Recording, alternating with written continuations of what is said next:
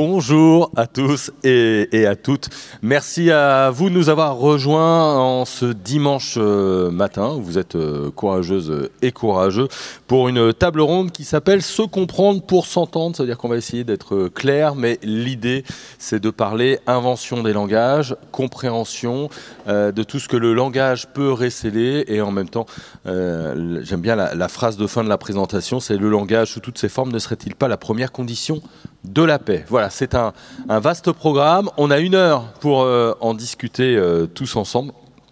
Et je vais vous présenter rapidement mes invités. Pierre Bordage. Pierre Bordage illumine la science-fiction française de sa présence depuis les années 90. Voilà, c'est la journée des fleurs. Des guerriers du silence jusqu'à la porte des remparts sublimes, en passant par la fraternité du Panca, métro Paris 2033, pardon.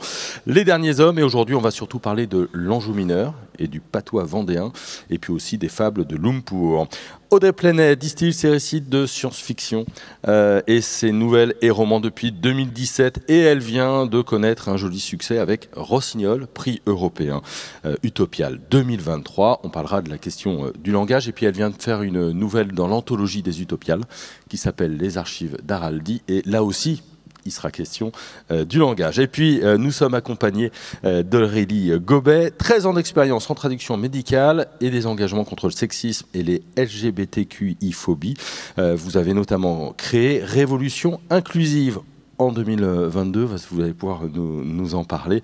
C'est une organisation pour lutter contre les discriminations dans la langue et proposer des formations et des conférences sur le français inclusif. Alors ça va nous intéresser parce que question d'invention du langage, est-ce que le langage recèle des discriminations? Est-ce qu'on peut les réparer et en discuter? Voici un petit peu pour notre panel. Audrey, je voudrais qu'on commence avec toi. Et oui. Non, on va partir dans Rossignol, donc cette novella publiée au Bélial. On est dans une station spatiale perdue dans l'immensité du cosmos, un peu comme nous ce matin. Après plusieurs guerres, les races de l'univers ont décidé de s'unir pour mieux se connaître et se vivre. Mais pour ça, il faut communiquer. Alors, dans Rossignol, comment est-ce qu'on communique, Audrey ? Alors, dans Rossignol, donc, je suis désolée, moi j'ai du mal à communiquer ce matin, j'ai une voix au top pour la communication en grand amphi. La technique va me relayer un peu. Dans Rossignol, en fait, l'enjeu était de faire se communiquer des espèces non humaines très nombreuses, également hybridées entre elles par en fait, des généticiens qui, pendant les guerres, avaient créé des soldats hybrides pour mieux se combattre. C'est un autre enjeu, et de faire se communiquer des espèces qui n'avaient pas spécifiquement les mêmes organes de communication. Déjà, pour commencer, vous ne pouvez pas tous faire du son, comme je ne peux plus en faire ce matin. Vous ne pouvez pas tous interpréter les signes aussi de communication non verbale, etc. Donc en fait, il y a eu comme ça un melting pot, comme j'ai ce lieu qui est un lieu clos aussi, où ils sont obligés de communiquer, cette obligation. Il y a l'idée de tout réunir, de tout réunir, toutes les formes de communication pour trouver ce qui est interprétable. Donc il y a la question de communiquer par le son, donc il y a de la traduction, alors comme on fait en SF, et ça se fait depuis des décennies, les traducteurs universels qui vont être alors soit des parasites qu'on peut prendre, de la technologie, des implants qui traduisent au fur et à mesure, mais ils traduisent tout, ils traduisent les signaux donc sonores, ils traduisent les gestes qui peuvent être également une forme de langage, ils vont traduire également les couleurs, les peaux peuvent, enfin certaines espèces communiquent avec de la peau qui chatoie d'une manière différente, et il y a également une forme de communication qui est importante dans Rossignol également, pour d'autres raisons, c'est qu'il y a également des espèces qui sont télépathes, et donc il y a une forme de télépathie entre certaines espèces. Toutes les espèces ne le sont pas. Comme il y a des hybrides, toutes les espèces ne le sont pas au même degré. Et donc il y a aussi dans Rossignol la possibilité, alors les humains dans Rossignol même évolués ne sont pas télépathes. Après il y a des hybridations qui les a un peu rendus sensibles, mais il y a surtout à cause de cette forme de communication qui est très intrusive, et en fait qui n'est pas un choix. Quand on t'envoie des pensées dans l'esprit, tu les reçois en plein. Et donc il y avait la question de comment on refuse la communication. Vivre ensemble, c'est aussi un moment pouvoir dire stop, là je veux pas communiquer avec toi, je veux me bloquer à tes pensées. Et donc il y a tout l'enjeu d'avoir des bloqueurs de télépathie et de pouvoir un peu aussi arrêter ces signaux. Et voilà, donc c'est la communication et la non-communication et le droit aussi à cette fermeture. C'est pas du tout le thème, là on est censé être sur l'ouverture à la communication, je suis désolée. Oui, parfois pour s'ouvrir, il faut pouvoir se fermer. Voilà, et puis il y a tout après, les instants au moment des traductions et tout ce qui est perdu, enfin lost in translation comme on dit, ce qui est du non-dit, de l'incompris. Donc des fois mon héroïne, elle dit, bah là il me disait ça, puis là, il disait quelque chose, mais la technologie, les implants, tout ça n'arrivait pas. Donc des fois, il y a des blancs. Et puis c'est lié à l'interprétation, c'est lié à la relation entre les personnages, qui devient aussi une forme de communication, en fait. Attendre l'attention à l'autre, les gestes qu'on a envers l'autre.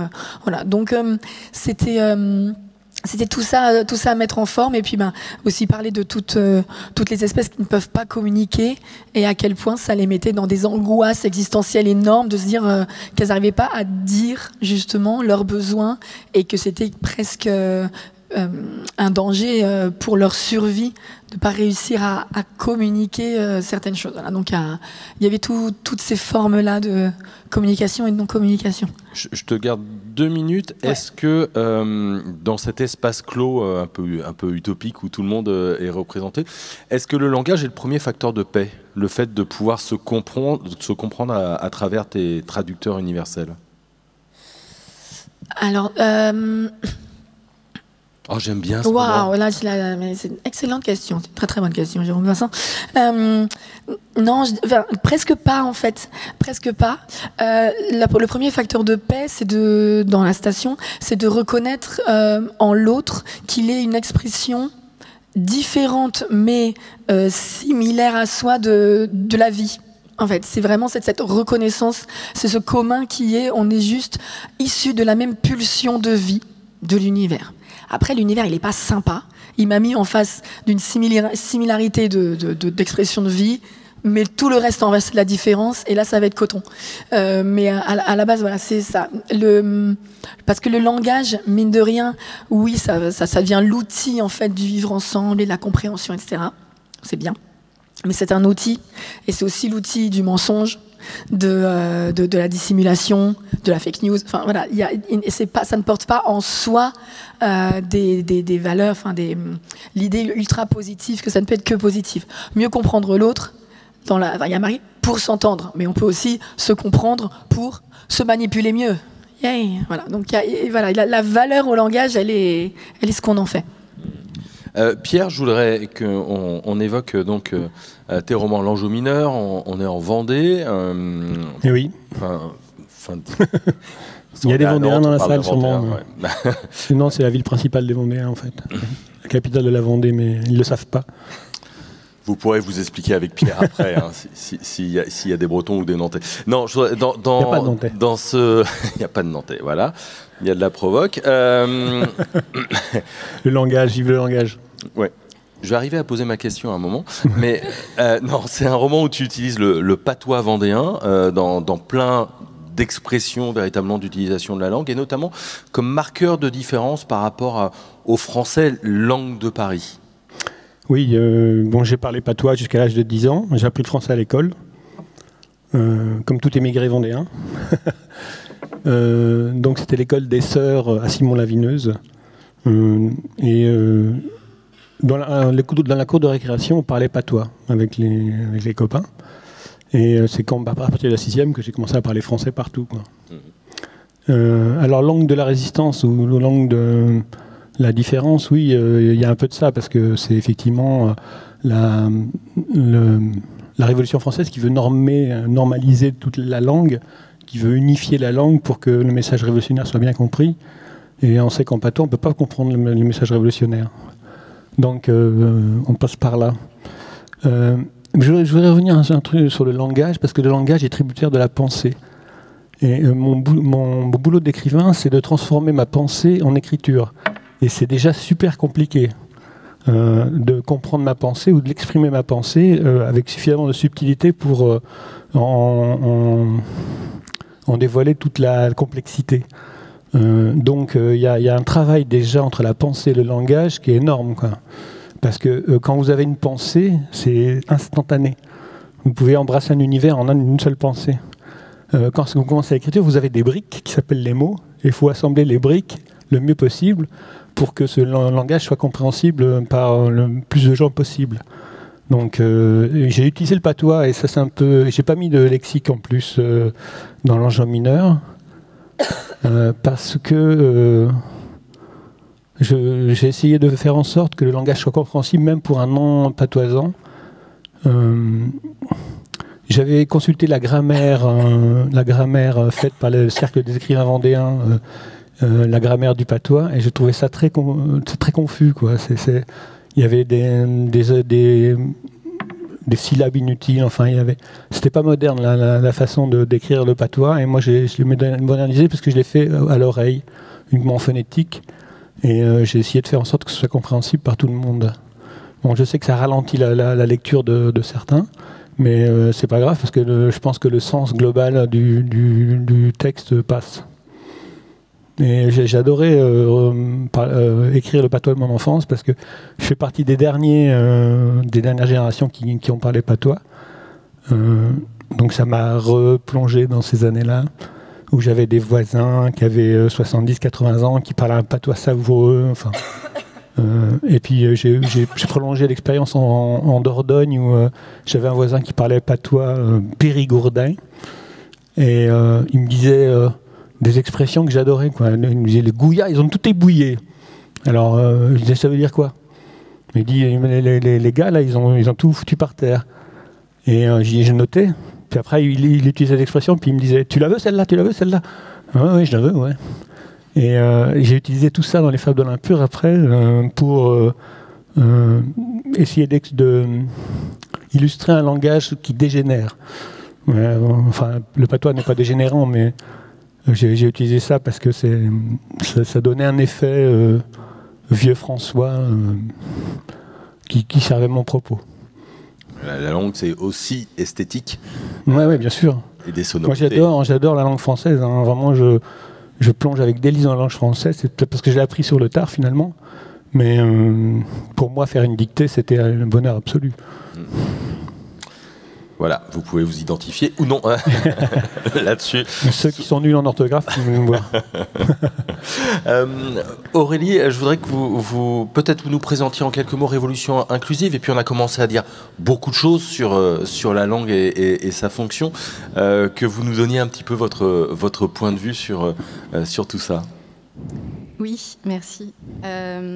Alors, Révolution inclusive, c'est une collective qu'on a créée en 2022 avec une dizaine d'autres professionnels de la traduction pour se réunir autour de valeurs d'inclusivité et pour proposer des services qui permettent de mieux utiliser le français inclusif en vue d'éviter les discriminations dans la langue, en fait. Notre premier plus gros chantier depuis qu'on s'est créé, c'est de désinvisibiliser les femmes dans la langue française. Je pense qu'on a pas mal entendu parler du masculin générique, des termes comme homme, qui sont censés représenter l'ensemble de l'humanité. Mais comme disait Pierre, le langage est tributaire de la pensée. Donc quand on dit homme, qu'est-ce qu'on dit vraiment? Quand on met quelque chose au masculin pluriel censé être générique, qu'est-ce qu'on dit vraiment? Et pour parler de la langue comme marqueur de discrimination, on enchaîne là-dessus. Ouais. Donc ma spécialité, du coup, pour l'instant, comme marqueur de discrimination dans la langue, c'est par rapport au genre, discrimination liée au genre des personnes. Pour illustrer l'exemple du mot « homme », tout simplement, on a la Déclaration des droits de l'homme et du citoyen de 1789. Elle a été rédigée à cette époque-là par des hommes blancs, et en fait, elle n'était pas destinée à accorder des droits aux femmes. Et la fameuse phrase « Tous les hommes naissent et demeurent libres et égaux en droit ». Quels hommes, quelles personnes finalement, parce qu'elle ne prévoyait pas explicitement la libération des 700 000 personnes qui étaient alors en esclavage dans les colonies françaises à cette époque. Ensuite, comme ouvrage sur le français inclusif, on a l'écriture inclusive et si on s'y mettait, de Raphaël Haddad, avec d'autres autrices et auteurs, dont Eliane Viennot, qui parle du mésusage du mot homme. Et donc elle écrit on ne peut pas mettre dans le même sac droit de l'homme et droit des femmes et des enfants, parce que la supériorité des hommes sur les femmes et les enfants a longtemps fait partie et fait toujours partie des droits des hommes. Et si on s'intéresse aux genres grammaticaux et au masculin qu'on appelle, qui a un sens spécifique et un sens générique, donc il a le sens du masculin et le sens générique neutre. Donc le sens spécifique, en fait, quand on entend du masculin, c'est celui qui est le plus ancré en nous. Donc quand on entend et qu'on lit du masculin, on pense vraiment au tout début, avant peut-être de penser à l'ensemble des personnes dont on parle, mais en tout premier, on pense à des hommes et pas au soi-disant sens neutre que le masculin pluriel devrait avoir. Si je vous demande quel est votre acteur ou votre auteur favori, quels sont vos acteurs favoris, vous allez plutôt répondre des hommes, parce que je vous ai posé la question au masculin finalement. Et ce phénomène persiste quand on utilise le masculin pluriel avec un sens générique. On a aussi l'exemple, si on parle d'un groupe de musiciens, voilà, si on ne précise pas qu'on dit juste un groupe de musiciens, en disant c'est du masculin générique, vous allez imaginer un guitariste, un pianiste, un bassiste, et pas des femmes. Je ne l'ai pas sorti de mon chapeau, hein. Il y a des études qui ont étudié ce phénomène-là. Et là, dans une étude de 2005, il y a une équipe de recherche suisse qui a demandé à des adolescentes et adolescents de 13 à 14 ans d'évaluer quel était leur niveau de confiance pour réussir dans des études visant certains métiers. Le résultat, c'est que les adolescentes étaient plus confiantes dans leur capacité à réussir des études présentées au masculin et au féminin ou sous une forme contractée que si ces métiers étaient présentés juste au masculin.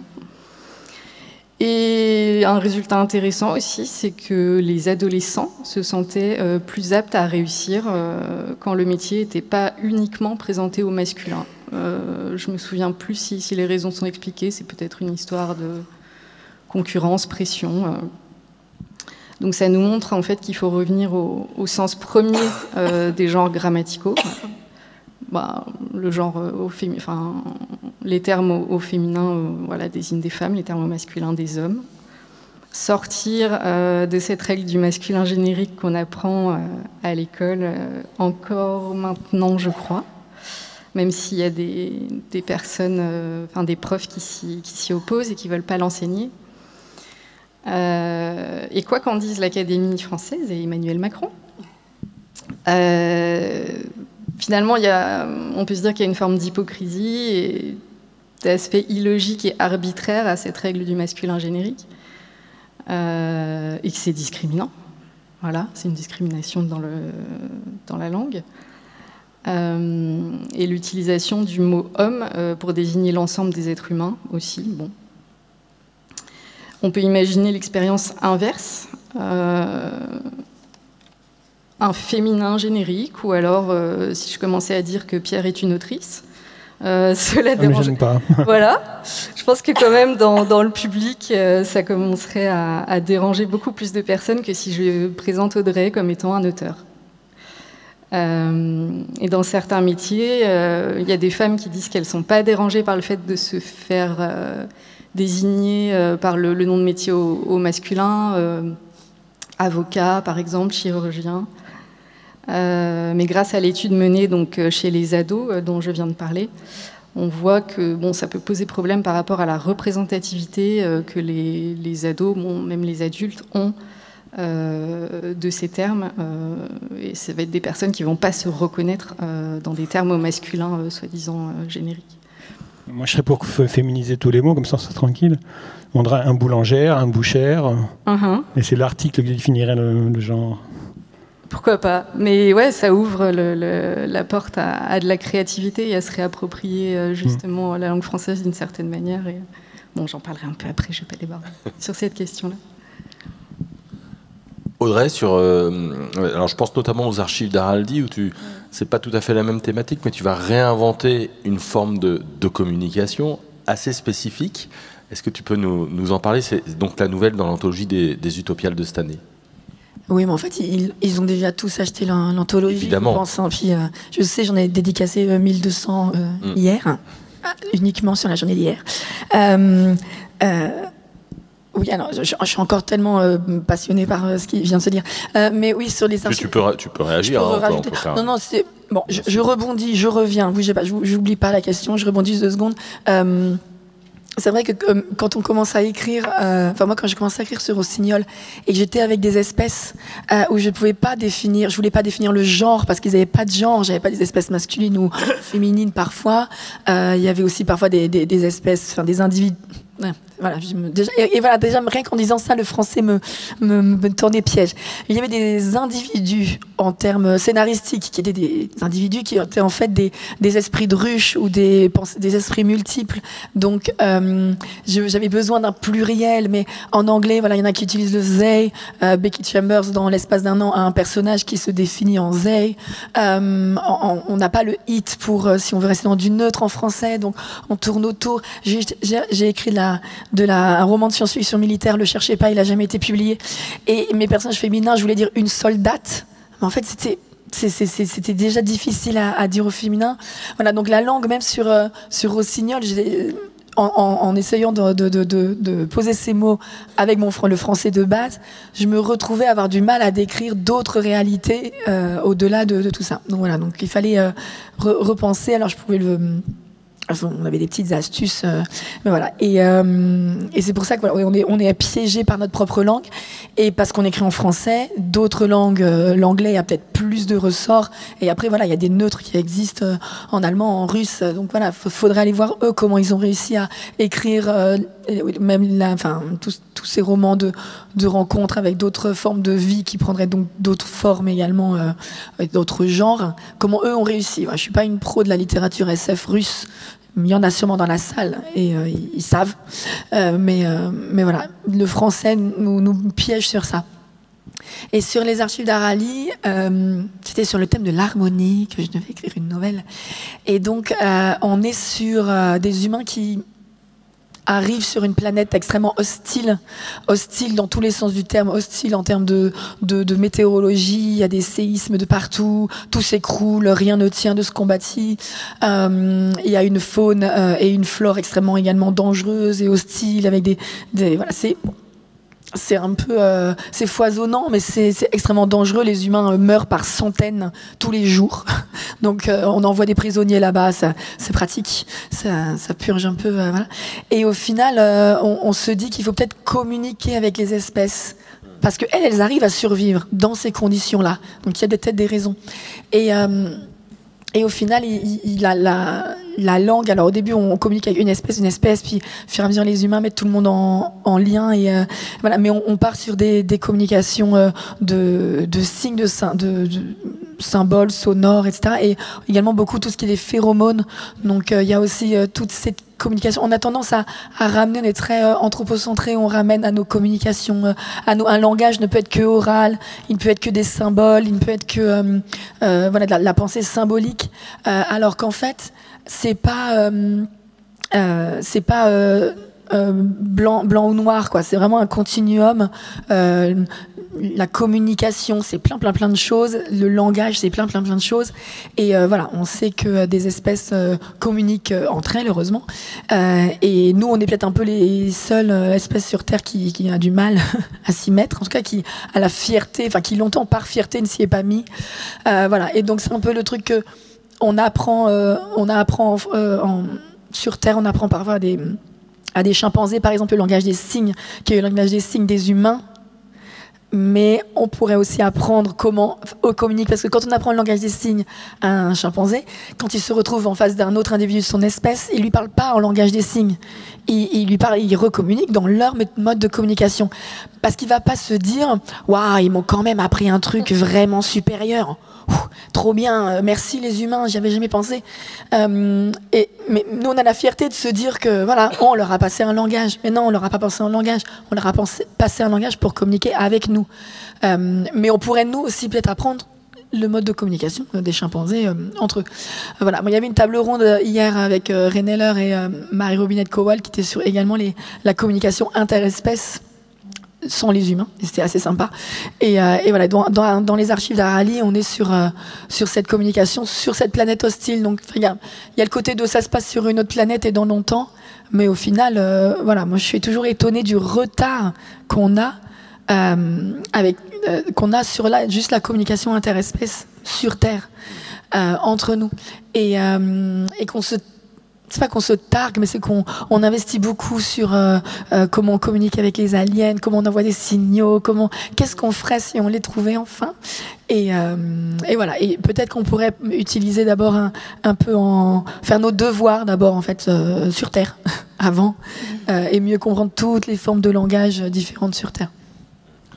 Pierre, c'est au cœur cette compréhension, c'est au cœur de l'enjeu mineur entre le patois et le français. Oui, bien sûr.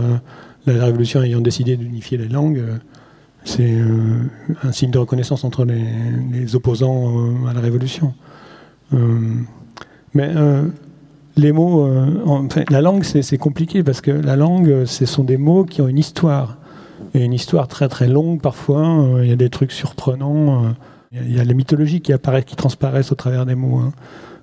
Troie, ça vient du mot Troia, qui veut dire truie. Et pourquoi ?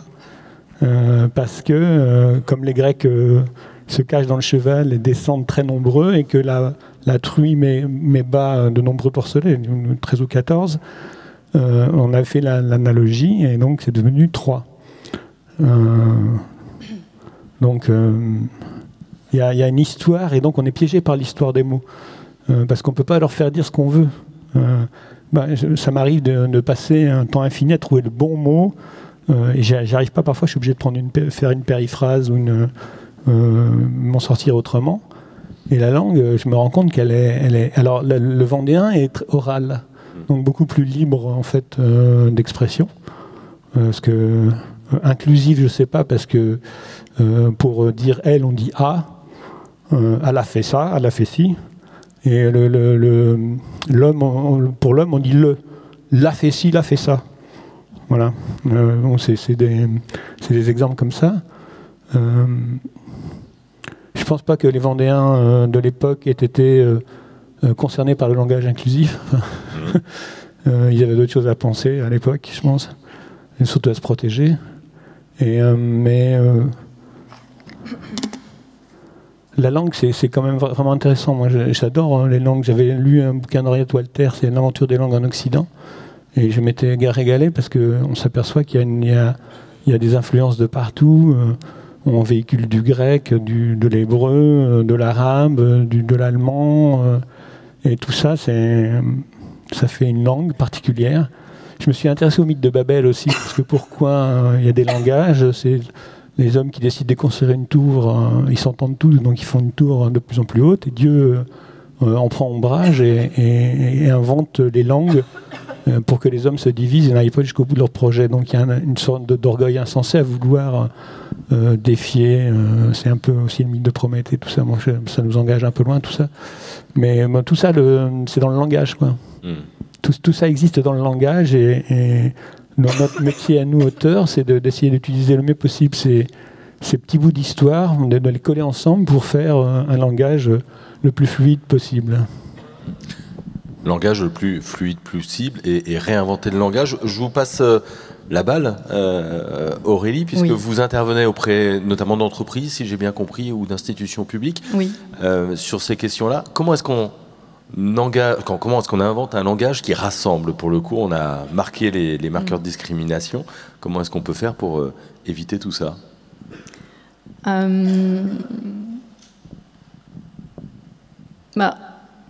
Demander aux personnes concernées. Enfin, c'est la réponse à beaucoup de questions. Et en fait, ça se produit de toute manière sans qu'on le cherche. On le voit maintenant. C'est-à-dire que les personnes qui se reconnaissent pas dans la langue française, qui sont essentiellement les personnes qui subissent des discriminations, qui sont exclues finalement par un système et par une langue et par un système de manière plus générale, système patriarcal. Elles peuvent se réunir, inventer et utiliser enfin des mots qui décrivent leur réalité. Et l'utilisation de termes inclusifs, ça permet de rompre l'isolement de ces personnes qui a été créé par l'invisibilisation de leur présence dans la langue. Et ça permet d'attirer les personnes qui s'y retrouvent, parce qu'à partir du moment où on voit des termes dans lesquels on se sent incluse, qui nous correspondent, on va plus aller, par exemple, à un événement ou à une... voilà, si on sent que les termes s'adressent à nous. Donc il y a une réappropriation de la langue par les groupes discriminés qui réinventent des termes et des manières de parler, et elle leur permet en fait d'exercer ce qu'on appelle leur agentivité linguistique. J'ai piqué une définition d'agentivité dans une étude de Frabetti-Guéraud et Oxé-Méry dans la revue L'Encéphale en octobre 2023. Leur définition, c'est que l'agentivité, c'est le fait que les êtres humains peuvent faire des choix qui affectent leur parcours de vie, leur environnement, c'est-à-dire qu'elles et ils peuvent être des agents d'influence capables de provoquer des actions et ainsi d'apporter des changements. Et donc dans cette étude, dont le titre est « Étude de l'agentivité dans le discours des femmes souffrant de troubles de stress post-traumatique dans les suites de violences conjugales », voilà, c'était le sujet de l'étude. Cette équipe indique que dire « je » chez ces femmes-là, ça traduit une symptomatologie moindre que de dire « me ». Par exemple, il m'a fait ceci, il m'a fait cela, et peut évoluer en j'ai vécu ceci, j'ai vécu cela. Mais c'est quand les femmes de l'étude disent nous ou on qu'il se passe quelque chose, qu'il se passe un changement et qu'il apparaît qu'elles sont revenues à un discours normal dans lequel elles ne souffrent plus de stress post-traumatique. Et réinventer une langue, c'est donc un outil de réappropriation et de reprise de liberté très puissant pour les groupes de personnes auxquelles on a enlevé la liberté de décider par elles-mêmes. Et notamment, on leur a enlevé cette liberté-là en créant artificiellement, en fait, une langue dominée par le masculin grâce à des procédés linguistiques arbitraires. Comme je le disais tout à l'heure, la règle du masculin l'emporte sur le féminin, qui a été créée sur aucune base grammaticale solide. Il n'y a aucun fondement. La seule raison, c'était le principe de le mâle est plus noble que la femelle. En 2024, est-ce qu'on en est encore là? Est-ce qu'on a encore envie d'appliquer ça, sachant que ça repose sur aucun principe grammatical fondé, juste sur cette perception-là très misogyne et sexiste à l'époque où ça a été créé et où on a complètement effacé toutes les autres règles d'accord du français, l'accord de proximité, l'accord de majorité. L'accord de proximité, ça va être les garçons et les filles sont belles, par exemple. Oui, les filles et les garçons sont beaux. On accorde avec le terme le plus proche de l'adjectif. Ça existait avant qu'on impose cette règle unique du masculin l'emporte sur le féminin. il y a une histoire, effectivement. Ça date de quelle époque, ça, ce basculement? 18e, 17e. J'ai du mal avec les dates et l'histoire. Je le sais, mais il faut que je... Voilà, Fondation de l'Académie française. Fondation de l'Académie française. Donc ça fait quelques siècles que c'est comme ça, mais finalement, à l'échelle du temps, c'est un temps relativement court. Bien sûr. Non, je rebondissais sur Pierre, parce que finalement, même sur le patois... Oui, rebondir sur toi fait mal, mais ce que je veux dire, c'est que même dans le patois vendéen, par exemple, pouvaient exister d'autres règles d'accord de proximité, même si c'était peut-être pas les... Sans personne comprend, donc on... Oui, le patois... On s'en donne à cœur joie. Non, mais c'est vrai, oui, il y a une sorte de liberté dans les langues parlées, simplement. Où il n'y a pas de grammaire à l'époque, ils ne sont pas concernés par l'Académie française, ni les règles inventées, etc. Donc oui, il y a une grande liberté. Ouais, c'est tout ça historique. Oui, ouais. Pardon, déjà, j'ai dû m'éloigner. J'ai vu le cauchemar des personnes, des auteurs en table ronde, la quinte de tout de l'enfer. Je vais d'ailleurs écrire une nouvelle en fait, où on communique avec des aliens et on se rend compte depuis le début qu'ils sont juste une quinte de tout et que c'est pas du tout un langage. Ça va être super. Mais, franchement... on veut la lire, on est d'accord. Voilà, mon prochain texte. Mon prochain texte sera ça. J'écris pas d'humour, mais là, pour le coup, je vais le faire. Non, justement, il y a toujours la question sur la communication avec une autre espèce. On imagine qu'ils auraient une langue super claire, en fait, et qu'on aurait une traduction, un mot. Mais pour rebondir à la fois sur Pierre et sur Aurélie, un double rebond, c'est qu'on pourrait effectivement imaginer... Ouais, voilà. C'est qu'on pourrait effectivement imaginer déjà que eux-mêmes, leur langue a une histoire aussi. Et donc, il y a si vous connaissez les travaux de l'écrivain Saul Panellakis, qui il a fait ça dans sa langue, dans la langue de ces aliens qu'il a créés. Les mots ont des synonymes, donc c'est tel mot pouvait signifier ça ou ça ou ça ou ça, un peu comme en français où en fait, voilà, le mot enceinte, ça peut être des remparts, ça peut être enceinte, ça peut être des speakers sur un ordi. Enfin, voilà. Et donc il y a des synonymes, il y a des doubles sens, il y a une histoire aux mots qui sont posés par rapport à une étymologie, et on pourrait imaginer aussi que peut-être leur langue est aussi discriminante. Et on parle avec eux, et c'est top, et on est trop fiers de nous, et on se rend compte qu'en fait, je sais pas, ils ont un troisième genre ou une caste, et en fait, on découvre des années plus tard qu'ils avaient un masculin neutre, enfin une langue neutre, mais que derrière, c'était par rapport à des choix politiques, et qu'il y avait d'autres choses, voilà. Donc, il faudrait pouvoir aussi leur donner, leur reconnaître que dans les langues qu'on va rencontrer, toute la complexité qu'on a déjà dans les nôtres, en fait.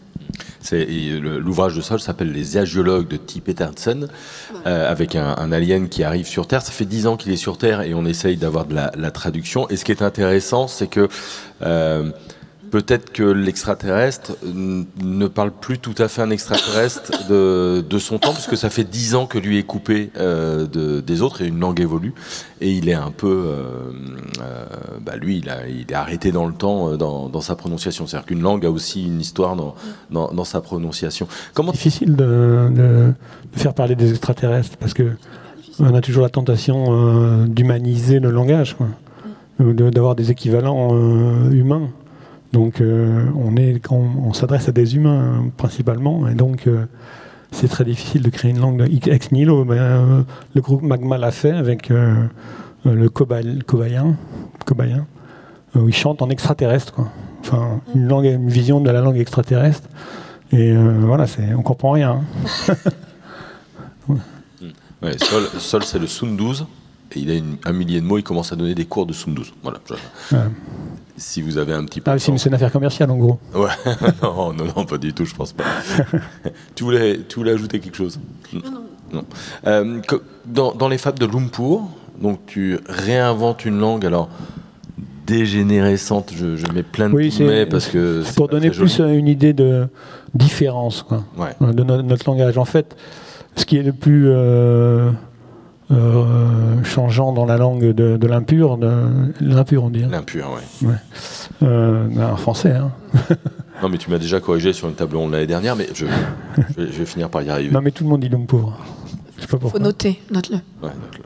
Donc, je voulais un langage qui soit différent et où on voit que c'est l'espèce, enfin, l'instinct de l'espèce qui prend le dessus sur l'individu. C'est la fin de l'individualité. Tout ça est mené par les Croats, c'est-à-dire les corbeaux, qui veulent retourner à l'animalité pure, parce que l'humanité s'est quand même fait des dégâts assez considérables. Et les personnages, perdant leur individualité, n'ont plus besoin du pronom personnel « je ». Le pronom personnel « je » devient un « j » qui passe à la queue du verbe avec une apostrophe, ce qui veut dire qu'il va se détacher bientôt, et qu'on ne parlera plus que par le verbe, qui est l'action d'espèce, quoi. Ils disent plus « je mange », ils disent « mangeais-je », puis après ils diront « manger ». Et manger, on sait ce que ça veut dire pour tout le monde et tout ça. Mais l'individu s'efface. Donc j'ai voulu essayer d'illustrer ça par un mélange de patois vendéen, périgourdin. Donc c'est les deux que j'avais appris. D'ailleurs, il y a des petits fabliaux au début de chaque chapitre qui sont dans ce langage-là. Et puis ces inventions grammaticales pour illustrer le fait que les personnages perdent de l'individualité. Et les deux personnages principaux qui sont Veir le grogne, Veir de Vera, hein, c'est le grogne, l'homme cochon, et Tia la leude, la femme louve, vont essayer de retrouver cette individualité.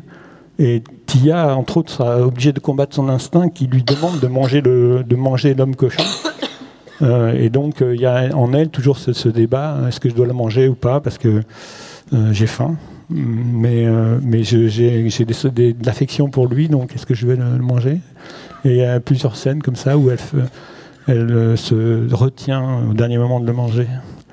Voilà. Et c'est la reconquête de l'individualité, leur quête les mène à la reconquête de l'individualité, c'est-à-dire c'est eux qui prennent les décisions. Et c'est plus un clergé qui s'appelle les laits de l'homme pur, qui, à coup de dogme, essaie de ramener ces créatures-là à l'animalité pure. Ce qui est une option. Hein. L'animalité pure peut-être laisse la planète en meilleur état que l'humanité. Voilà. Si vous avez une part d'animalité, on peut la cultiver D'ailleurs, il y a un film intéressant, là, Le règne animal, là, je sais pas, la vie animale, avec Romain Duris. Et c'est intéressant comme thématique. Une forme de retour. Est-ce qu'il y a un plaisir à travailler la langue quand on est auteur ou autrice? Un plaisir immense. Vraiment immense, parce que c'est un jeu de tous les jours, de faire ces constructions de mots, de maisons de mots compréhensibles, moi j'essaie de la faire la plus invisible possible, mon écriture, c'est-à-dire de donner à voir le fond des choses et puis qu'on oublie que c'est écrit. Parce que les mots ne servent qu'à finalement entrer dans une forme de pensée et à réentrer dans une forme de pensée. La lecture permet ça, quoi, de partir sur des voies imaginaires. La lecture est formidable pour ça, parce qu'il n'y a pas d'autres médias qui permettent autant de s'approprier l'imaginaire. C'est une expérience très personnelle. On peut lire le même livre et pas avoir tout à fait le même ressenti, les mêmes images. Non, tout à fait. D'ailleurs, quand vous demandez à des illustrateurs d'illustrer vos livres, vous avez des trucs super différents, quoi. Et c'est ça qui est intéressant. C'est que c'est pas un imaginaire imposé, c'est pas l'image qui prend toute la place et qui ne laisse pas d'autres alternatives. C'est chacun se fabrique ses images.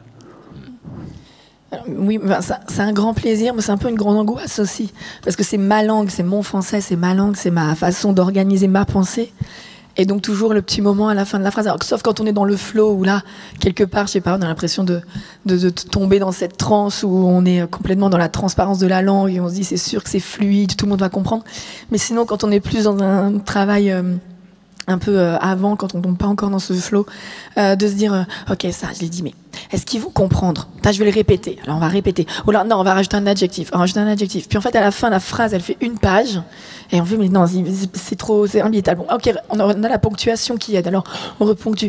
Et voilà. En fait, moi, j'ai toujours peur. Je me dis, est-ce qu'en face, ils vont comprendre, en fait? Parce qu'il se passe un truc entre. Il y a l'endroit où j'écris, il y a l'endroit où vous lisez. Et au milieu, il y a un truc.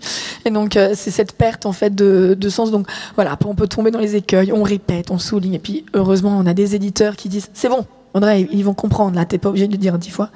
Et puis, il y a aussi, voilà, toute la compréhension, nous, de biaisé, de vocabulaire qu'on utilise. Et puis, ça évolue tellement vite, il y a d'autres vocabulaires. Alors, on parle peut-être pas un vieux français, mais un français qui a déjà évolué. Et voilà, les jeunes arrivent avec leur propre vocabulaire aussi, où ils réutilisent d'anciens mots avec un autre sens.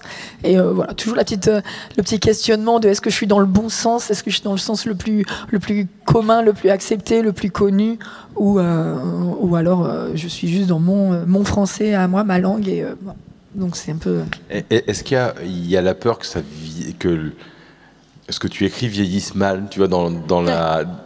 C'est pas du tout évidemment. Attention, merci, voilà. Non, mais tu vois ce que je veux dire en tant qu'autrice de ton temps, avec l'expression des mots, qu'il puisse y avoir une évolution et que tu restes taquet parce que ça a été figé à un moment. Oui, parce que de toute façon, on le sait, hein, quand on relit, quand vous relisez Tolkien, bon, il y a tout l'imaginaire de Tolkien, mais voilà, ça reste des rythmes de phrases, de paragraphes, d'intrigues, de récits qui sont. Ça a pas mal vieilli. En fait, il y a aussi ce qu'on voudrait tous. Moi, je suis tout au début de ma carrière.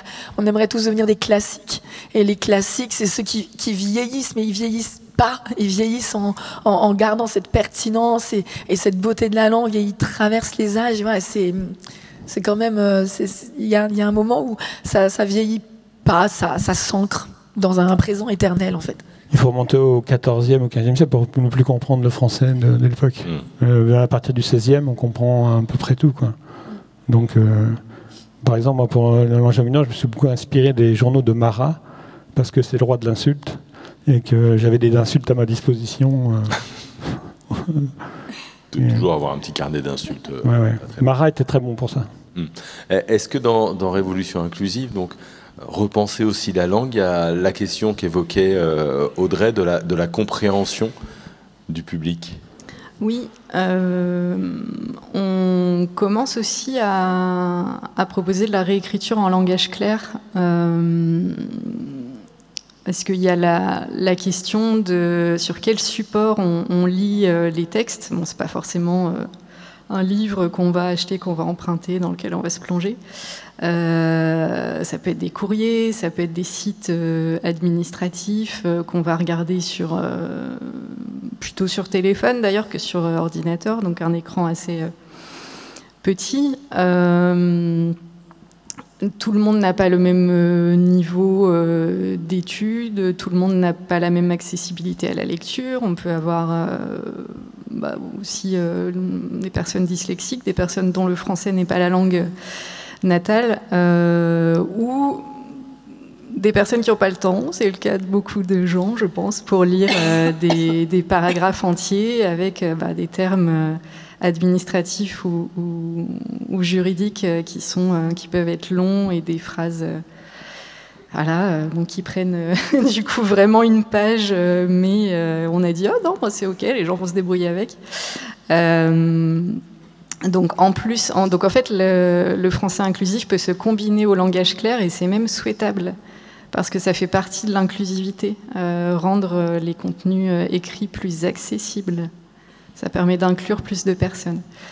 Et il y a des procédés dans la présentation du texte, dans la longueur des phrases, un nombre de mots à respecter, des termes à définir en encart à côté pour que ce soit clair sur certains sites.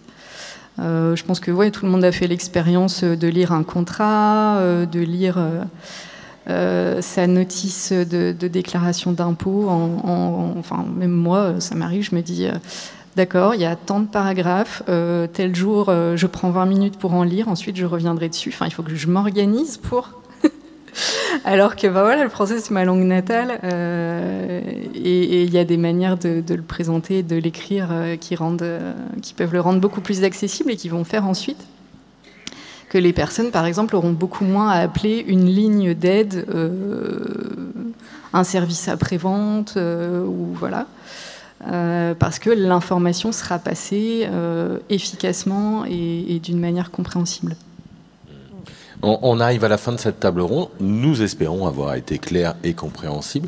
C'est le temps des questions. C'est à vous d'être clair et compréhensible. Est-ce que quelqu'un a une question à poser à nos invités ? Allez-y. Ouais, il y a des mains qui se lèvent, le micro va passer. Hop. Voilà pour vous, monsieur. Oui, bonjour. Je voulais savoir ce que vous pensez de l'idée de... Parce que vous avez parlé beaucoup de se faire comprendre, la clarté. J'aime bien la clarté, mais je crois que dans mon expérience de lecteur, j'aime bien aussi une certaine opacité. C'est-à-dire quand on est gosse et on commence à lire des livres...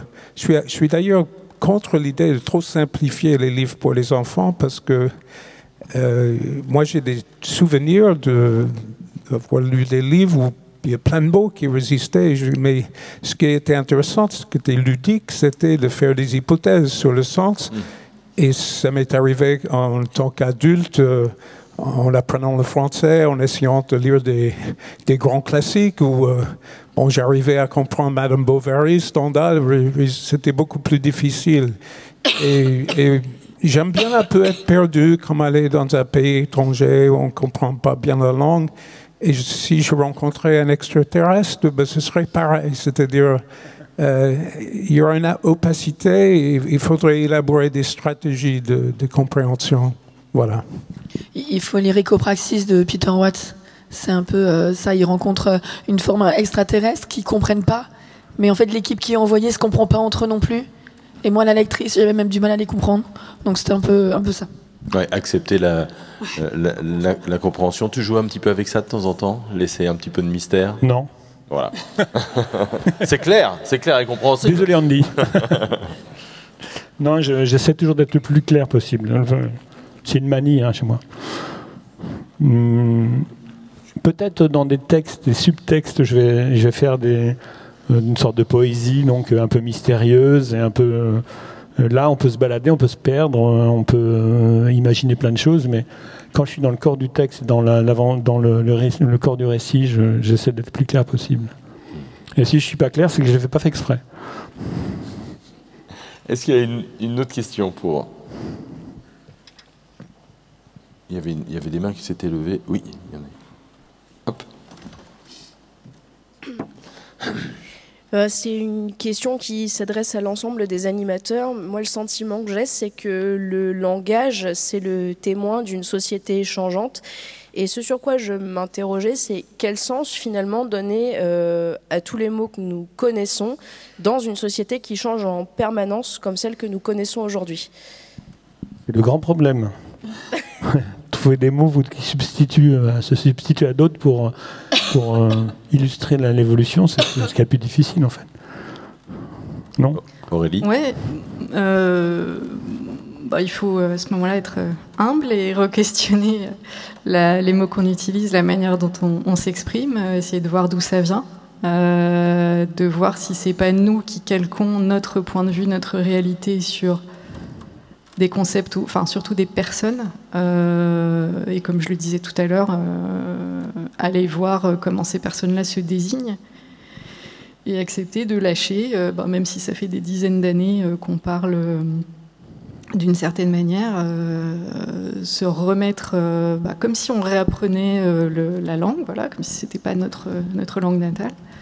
Et dire, si c'est les termes qui leur correspondent et qui désignent leur réalité, on les utilise, c'est OK, mais ça demande tout un travail de remise en question de nos concepts et notre manière de voir ces choses-là et ces personnes-là. Ouais. Il y a déjà un changement, c'est le langage SMS qui risque d'infuser dans la langue française des nouveautés, je pense.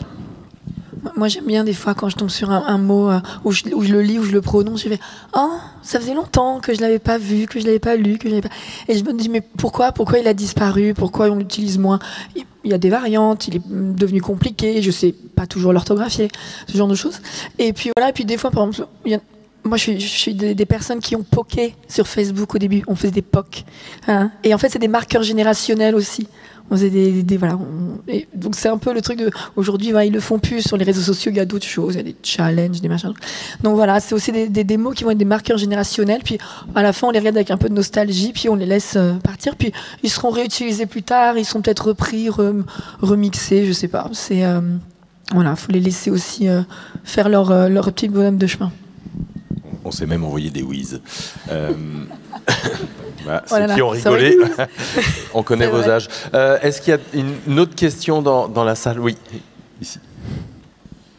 Bonjour, tout d'abord merci pour vos interventions que j'ai trouvées vraiment très intéressantes. J'ai une question justement sur l'échange entre cultures, entre différentes langues, parce que nos langages sont différents d'une culture à l'autre, donc on a aussi des façons de penser différentes et des façons de construire la langue qui sont différentes. Le français, ça a été dit, qui est une langue qui est plutôt fermée quand même, par rapport à d'autres langues, je pense aux langues anglo-saxonnes ou à l'allemand, qui est beaucoup plus ouvert. En fait, comment on arrive à faire un échange le plus précis possible quand on a des structurations qui sont aussi différentes? Alors là, on est sur des langages voisins, donc on peut faire des ponts, mais c'est encore plus présent, je trouve, vraiment, plus on s'éloigne de zones culturelles différentes.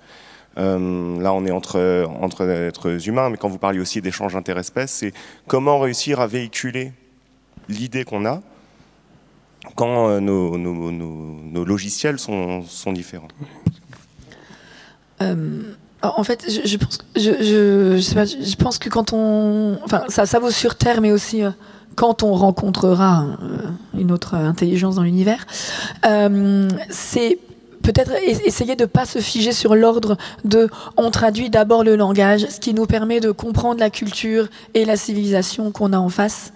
Parce que si on ne comprend pas la culture et la civilisation qu'on a en face, on ne comprend pas le langage et c'est pas une vraie traduction en fait. Et en même temps, comment comprendre la culture et la civilisation si on n'a pas un minimum de traduction. Donc ce serait vraiment de se donner cet aller-retour et d'accepter que ça va prendre du temps. Et en fait, sur Terre, les civilisations, elles ont pris du temps à se comprendre et on se gourre toujours les 3/4 du temps. Voilà, dans des langues qui parfois véhiculent tellement fortement des aspects culturels dans leur façon de faire, même dans leurs mots, dans leurs absences de mots. Il y a des langues, il n'y a pas de mot merci, par exemple, parce que c'est normal de rendre service. Donc voilà, ce serait de se donner ce temps et cet aller-retour constant sur ces deux aspects. En fait, ils sont indissociables, en fait. Déjà, il y a des problèmes de traduction de la Bible ou des récits grecs. Il y a eu beaucoup de traductions faites et qui sont différentes selon les périodes. Donc c'est constamment réévalué, retraduit, parce qu'on a des compréhensions différentes au fur et à mesure qu'on avance dans le temps. Donc entre les langues anciennes et les langues modernes, il y a déjà une grosse différence, quoi. Et c'est la difficulté de la traduction, entre autres. C'est le travail de traducteur qui est très important aussi. Là, on passe la balle à Aurélie. Je me sens pointée. Oui, ça me rappelle le titre d'un livre de Umberto Eco qui dit c'est dire presque la même chose. Donc traduire, c'est dire presque la même chose. La traduction, c'est un mensonge, en fait. Et forcément, une langue qui est issue d'un pays ou d'une culture n'est pas transposable à 100%. À une autre, je crois que l'exemple de la traduction juridique est assez parlant. Les institutions ne sont pas les mêmes, vous n'avez pas les mêmes tribunaux d'un pays à l'autre. Et j'admire beaucoup les personnes qui font de la traduction juridique, c'est pas mon cas, mais il faut connaître tout le système juridique de différents pays pour pouvoir transposer ça. Et c'est pas rien. Donc, on n'est jamais dans une correspondance à 100%, et c'est là où, dans Rossignol, moi j'ai apprécié ça, qu'il y ait des flottements, enfin des choses, on sait qui ne vont pas être traduites. Et il y a quelque chose dans cet espace où ça ne se correspond pas, quoi. Il y a un truc hyper intéressant qui ne sera jamais résolu et qui fait qu'on va continuer d'avoir cet effort d'aller les uns les unes vers les autres. Je pense, ouais. On a le temps pour une dernière question. Il nous reste 1 minute 35, 33, 32. Donc ça peut être long. Nous, on a un compteur, c'est super. Allez-y. Merci.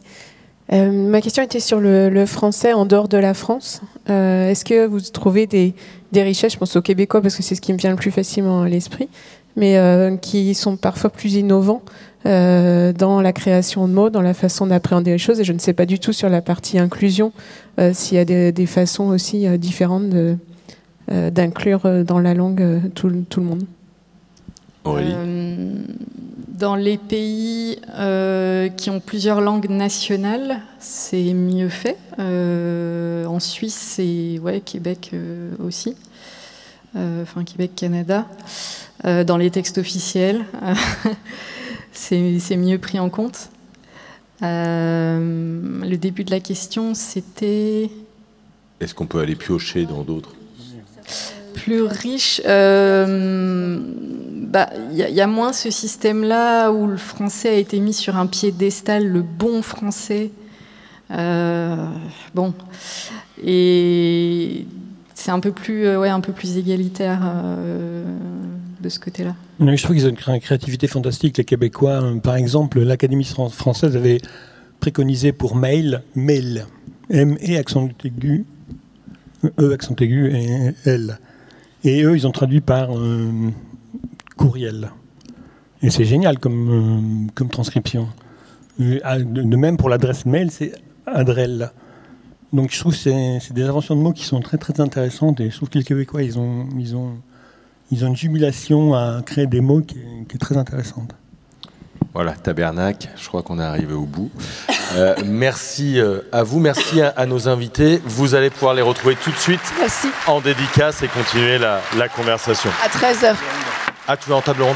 À 13h en dédicace. 13h pour Audrey en dédicace et en table ronde pour Pierre. Et Pierre sera en dédicace à 16h. Merci à tout le monde.